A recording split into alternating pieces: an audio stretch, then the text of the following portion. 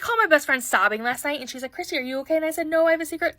And I thought I was going to take you to the grave, but then I needed to tell someone, so I told her. And now that I told her, I feel better, so I'm going to tell you, but don't you dare judge me. Okay?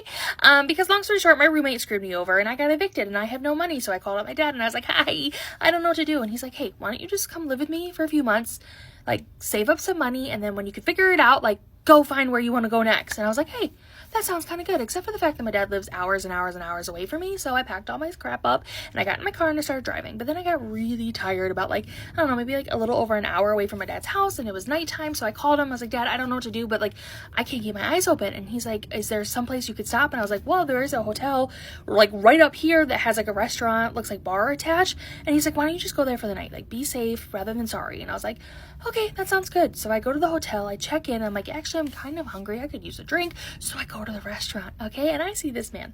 He's a little bit older than me, okay, salt and pepper hair, and he is fine. And I went up to the bar, he came over to me, we started flirting, we started talking, we ate, we drank, he went to my hotel room, and I had the best night of my life.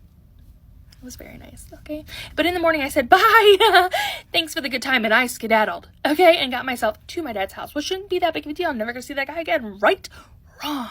Because guess what? That weekend, my dad's like, hey, my buddy's coming, and we're gonna go on a little fishing trip for the day. Like, is that cool with you? I'm like, yeah, do whatever you want. I don't care, right? And so I'm in the bathroom, and I hear a knock at the door, and then I open the bathroom door, and it's my dad's friend that just happens to be the man I hooked up with at the hotel. My dad's best friend, actually, that I didn't know existed, is the man I hooked up with. And he wants to continue seeing me. And I'm like, what do I do? And you're like, Christy, why are you crying? It's because it didn't happen to me.